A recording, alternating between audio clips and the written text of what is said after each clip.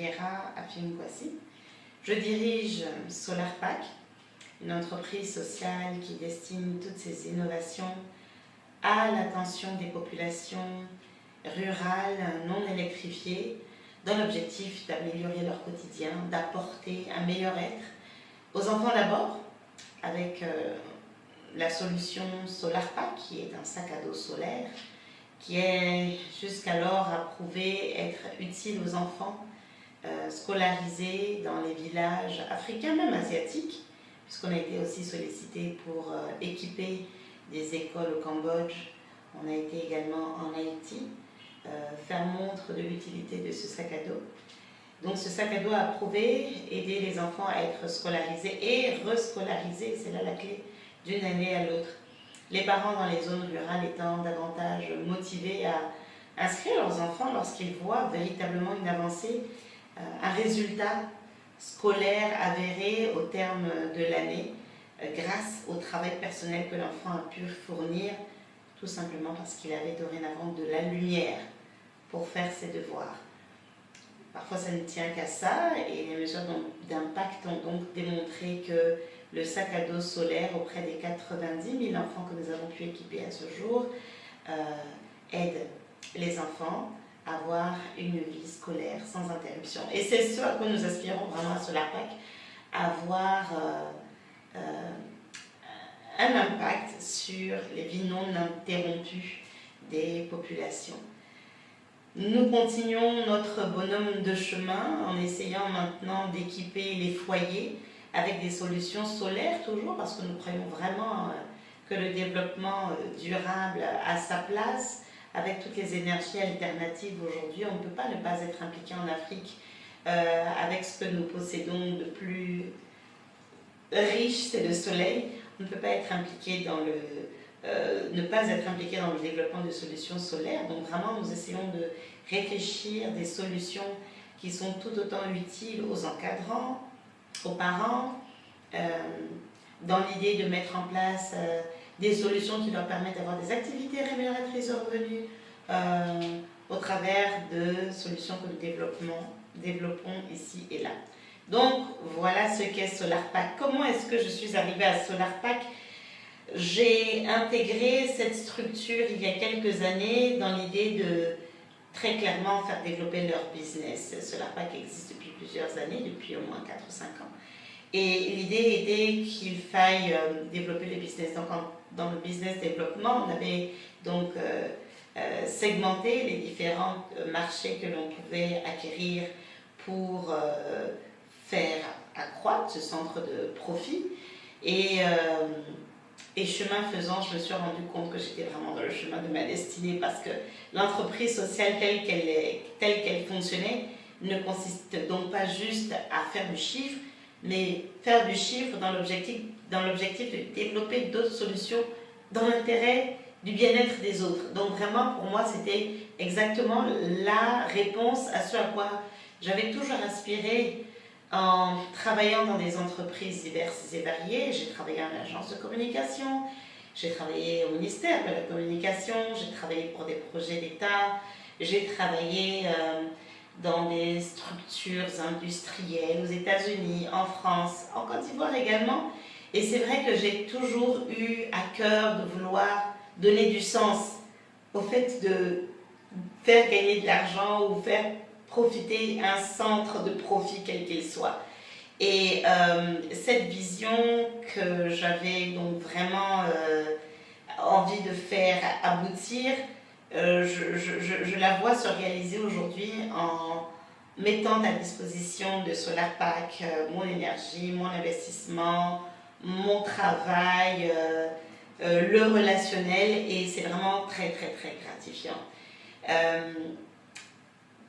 Toutes ces années de vie professionnelle m'ont aidé à acquérir une certaine norme, une certaine rigueur.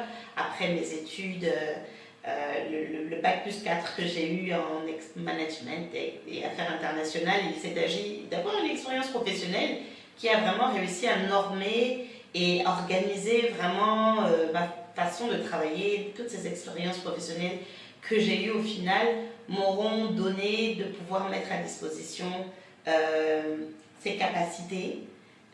Aujourd'hui, elles rejoignent l'opportunité. Je crois vraiment que c'est une bénédiction pour les uns, pour les autres, pour moi-même, de pouvoir faire aboutir ces différents projets-là. Et ce qui est d'autant plus gratifiant, c'est que dans l'entrepreneuriat social dans lequel on est impliqué, beaucoup de structures africaines, ivoiriennes sont impliquées dans l'entrepreneuriat social. Ce qui est gratifiant, c'est qu'on devient catalyseur de bonne volonté, qui sont tellement nombreuses. On dit que l'Afrique n'est pas solidaire, mais moi je vois le contraire. Catalyseur de nombreuses bonnes volontés à l'attention des orphelinats, des enfants qui sont dans des conditions difficiles, de familles précaires. Et c'est ainsi qu'au-delà même du sac à dos solaire, des solutions solaires que l'on peut apporter dans les familles, on se voit être le vecteur de dons qu'il puisse agir de donner aux uns et aux autres. Germent d'autres idées, celle de pouvoir développer des villages solaires qui permettraient donc à des communautés dans des villages ou des zones, pas forcément des villages, parce qu'on a vu dans des zones urbaines, des zones qui étaient souvent dans le noir et qui malheureusement généraient des difficultés en termes de sécurité des enfants. On a entendu beaucoup parler d'enlèvement d'enfants ou de perte d'enfants, et il s'avère que souvent c'est parce qu'il n'y a pas de luminosité dans ces zones-là que des drames arrivent, des pertes d'enfants, des agressions sur enfants surviennent. Donc vraiment on se dit qu'on a encore beaucoup de travail. On parle quand même de 2,5 millions d'enfants en Côte d'Ivoire qui vont à l'école sans électricité. En Afrique, les chiffres sont encore bien plus élevés, dans le monde également. Donc on a encore beaucoup à faire. On est encore au début de ce que nous sommes en train de mettre en place, et nous savons que nous avons un long chemin à accomplir.